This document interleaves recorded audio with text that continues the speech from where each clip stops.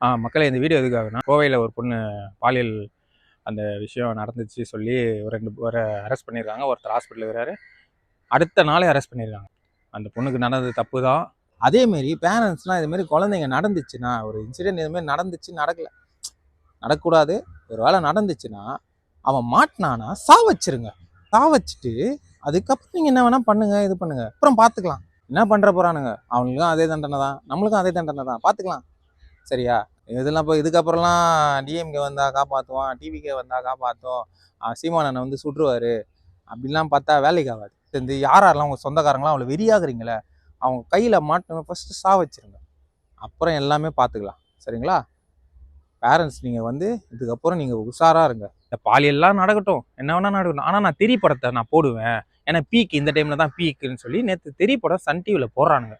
எவ்வளோ கேவலமானவனுங்களே. எல்லாருமே கேட்குறீங்க மாற்றம் வேணும், மாற்றம் வேணும்னு. அந்த விஷயம் நடந்து அடுத்த நாள் அவங்கள பிடிச்சிருக்காங்க. அப்புறமா வந்து ஒரு அம்மா வந்து அழுகுறாங்க. என்ன இதுமாரி என் பொண்ணை காணோம், அவங்கள நம்பி தான் நான் ஓட்டு போட்டேன் அப்படின்னு சொல்லி சொன்னீங்க.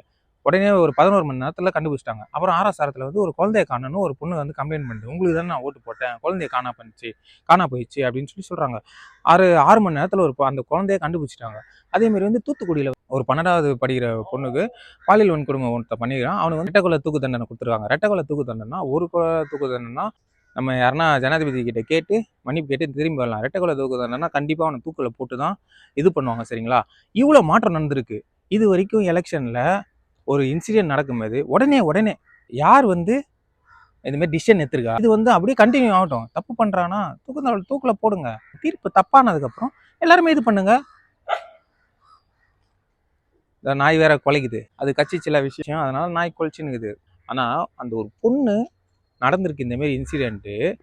எல்லாரும் என்ன சொல்றீங்க, அவனுக்கு ஓட்டு போட்டல அனுபவி, அவனுக்கு ஓட்டு குத்தல அனுபவி, அவனுக்கு முட்டு குத்திங்கல்ல அனுபவி. தேவிடியா பிள்ளைங்களா, பொண்ணு இறந்துட்டு இருக்குது.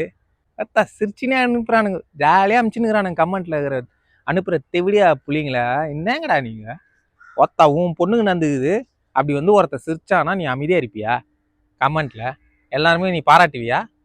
விஜயண்ணா திட்டுறான், ஒருத்தன் அசிங்கமா திட்டுறான், அதுக்கு ஒருத்தர் congrats super brother, well done keep it up அப்படின்னு அனுப்புறான். பாருங்க போட்டோ போடுறது, ஒன்று போட்டோ வச்சுட்டு என்ன பண்ணீங்க சிஎம் சார், இதை தான் நாங்கள் எதிர்பார்த்தோமா, இதை தான் நாங்கள் கேட்டோமா, இதை தான் நாங்கள் மாற்றோமா?